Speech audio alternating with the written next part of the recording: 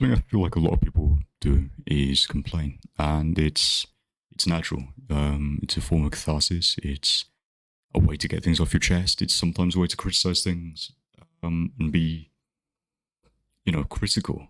It's not problematic, but I do think that people do it a lot without meaning, and it doesn't really achieve anything if you're complaining purely for the sake of complaining. And I know we'll probably have some comments like, "Oh, it's funny." Yeah, if you're doing it for comedic effect, sure. But what really kills me is when people use comedy as a kind of crutch for just being a nuisance or being leftwards, being slightly uncouth, and then saying, "Oh, but it was a joke," like, okay, the joke was that you were being rude, or the joke was you were, um, you know, being disruptive over something that doesn't need to be disrupted. I think that's often what complaining is. And while it isn't, again, a bad thing, I think on the whole, it's a very useful and productive mechanism in society. I think society functions a lot off complaining, to be honest, because that's what the political system relies on, really, to make change, is people getting emotive enough about certain events or certain problems that then they complain so much and that they actually leave their houses with placards or go to the voting poll stations and they vote on with accordance their complaints. With hope that it will get better in the future. I think that's kind of a productive way of complaining. Complaining when it's not just whining and navel gazing. Because I think that is the worst kind of complaining, is when the navel gazing kind of complaining about, the world's so bad because this, that, and the other. Or like, say, for example, complaining about things especially that are hypocritical or things that are too grand to actually have an effect on, I think is one of those things that it sounds kind of rude, but you've kind of got to have a bit of perspective and say, well, I can't do anything about this.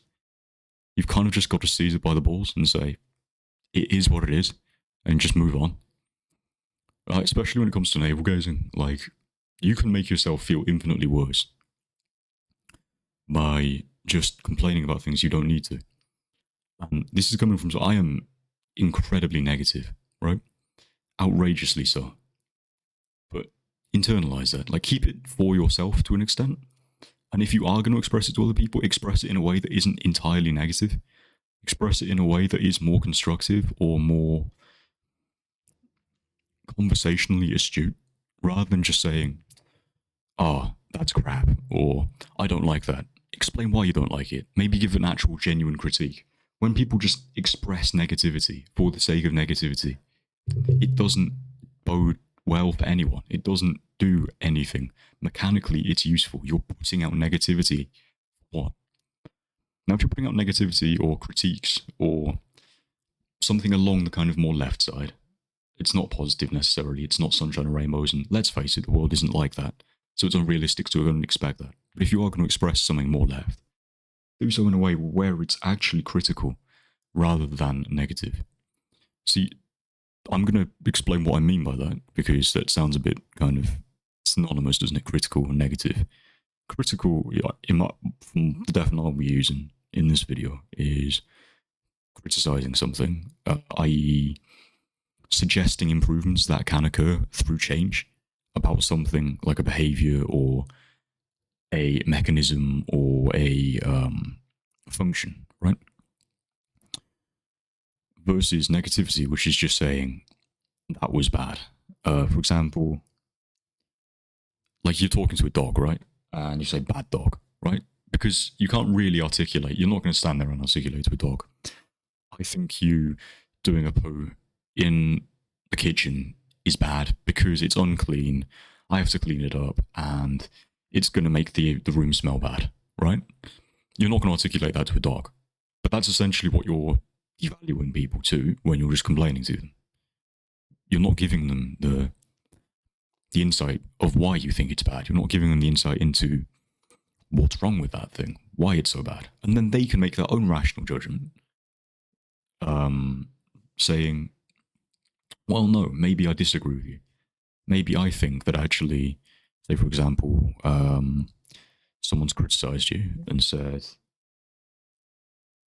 "Ah, you drink milk out of the carton or something when you buy milk. Oh, that's really gross." Da, da, da, da. And you can take that and you can think, well, yeah, no, maybe that is a bit gross actually. Or you could take the other perspective and say, well, no, I'm the only person that drinks out of this, therefore it's okay. That's not a real life example, by the way. I don't drink out of the carton. I love milk, not out of the carton. That's fucked up. You're a psychopath if you do that. But yeah, I'd say like that kind of thing where you can make a reasoned judgment and then come to a conclusion. That is what you want from criticism, rather than just straight negativity, which is, that's gross, you're disgusting, or maybe some sort of ad hominem attack or something along those, because it's just useless and it has no purpose, genuinely. And even if you're not using it to a person, because I think using it towards people is probably the most damaging way you can do it, even if you're like, this corporation is rubbish, and you don't elaborate. Even if you're not necessarily going to change that corporation, because you don't necessarily work for them, the most you can really do in the current system that we have in the United Kingdom is to boycott, really, if you want to make a change, I suppose, especially to corporations. And just saying you don't like something isn't going to change it. You've got to actively make changes. And I think that is what I'm going to come to the final point of this video. Hypocrisy is honestly the lowest form of criticism you can give. If you're going to criticize something, please do your absolute most to avoid being a hypocrite when you complain about things or you criticize things. Now, I appreciate we're all human, and often the things that we criticize the most are the things we see in ourselves, which makes sense. It's the things we experience the most. And so we are more likely to be hypocritical on them. But if you are coming at this from a religious perspective, and I appreciate a lot of you aren't religious, it's said in quite a lot of religious texts that hypocritical sin or hypocrisy is worth twice the amount of regular inaction, negative actions. And that's because you know yourself that you shouldn't be doing it. And you've actively preached or told other people not to do it. Now, I appreciate not everyone believes in religion. I appreciate that concept might be a bit alien to some people. But purely off an ideological perspective, that I think is important. Is if you know you're not meant to do something, you're telling people not to do something, and then you're doing it yourself, you're going to look like a complete swat. And you know yourself that you're being a problematic person, right, when doing that. Now, it's not about how you feel. That's ultimately not important. It's what that, whatever that might be, whether it's your friends, whether it's your co-workers, whether it's the people around you, are not going to appreciate that. And I think that's the important thing. I'm not a particularly empathetic person.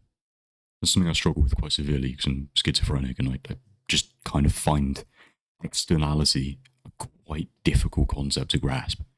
I appreciate it exists, but it's important, I think, as grown folk to appreciate that there are other grown folk and younger folk around you that you need to cater to an extent. Now, that doesn't mean to say that everything you do has to be on the judgment of others, because it is not man's job to judge at the end of the day, right? That's not why we're here, in my opinion, to judge other people. I don't think there's many people out there that will say the primary function of humans is to judge other humans. No.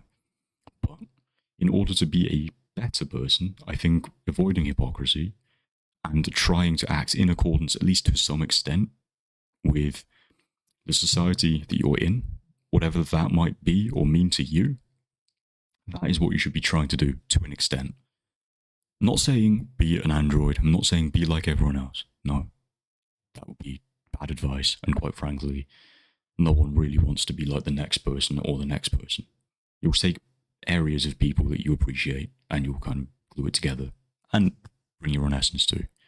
But yeah, if you're going to complain, if you're going to criticize, do at it from, I guess, a more logical perspective would help.